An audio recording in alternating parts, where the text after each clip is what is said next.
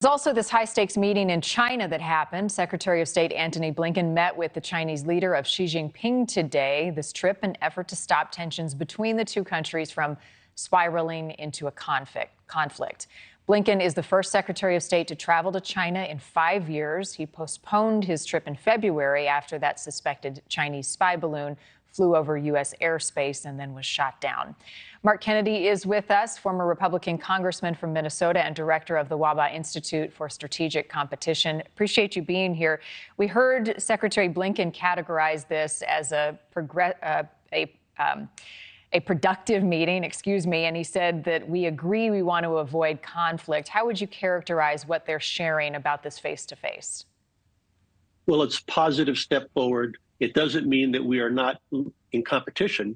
We continue to be in competition, but we need to figure out a way to compete in a way that doesn't tilt towards conflict. So having meetings like this where we can avoid miscalculations and have the channels of communications open is a positive step. And what does it tell you about China's willingness to come to the table and talk to the U.S.? Well, before Blinken went there, they were really much more belligerent in their conversations. So this tone that we're hearing after the meeting with Xi Jinping is a very positive step and suggesting that they may want to collaborate. But understand that competition continues and that we need to not have the idea that we are only just looking to have these meetings, these positive meetings, be an end in of themselves, but as a path towards lack of misunderstanding leading to conflict. There's a lot at stake here. I mean, two very powerful militaries, the concerns over nuclear weapons, economies. What are the major flashpoints that you think need to be focused on between these two world powers moving forward? Well, I think the major flashpoint is Taiwan as well as the South China Sea, which China views as theirs, but according to international law is not. So trying to have an understanding that we would not tilt into a conflict is something that we're looking for. Clearly, technology is another area where we do not feel that we want to be providing the high-tech equipment that would allow them to advance their military in a way that would threaten us. These are two of the biggest flashpoints, and there are more.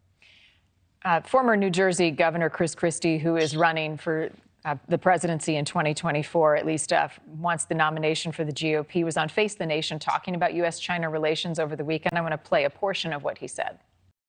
So Christie referring to the Biden administration not doing enough to address the issues with China. Could more have been done before this? I think you're going to always be seeing more that can be done, and more does need to be done. This is a positive step, but it's a delay that's well into the Biden administration.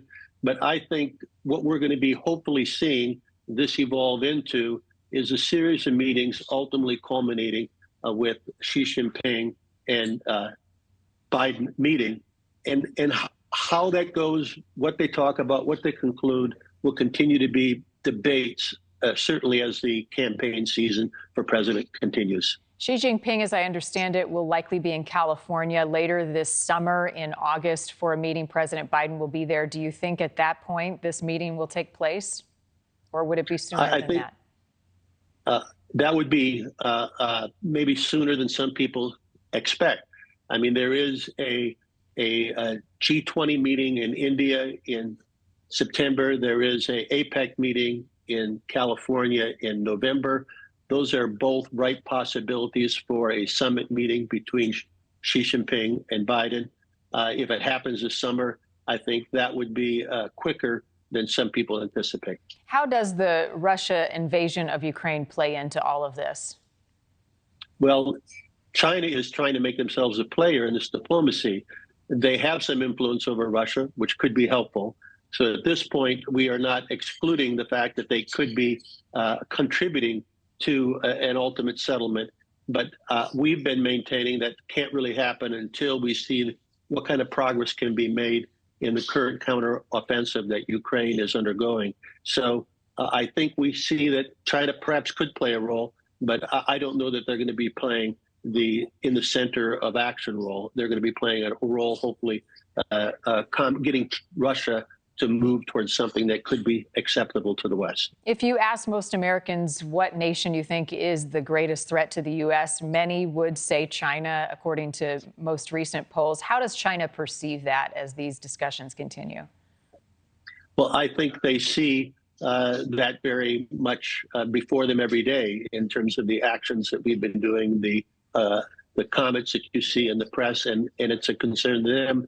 But I would also say that there are many reasons why Americans have to be concerned about China, given the belligerent actions that we've seen around Taiwan, given that they have failed to condemn what Russia has done in Ukraine.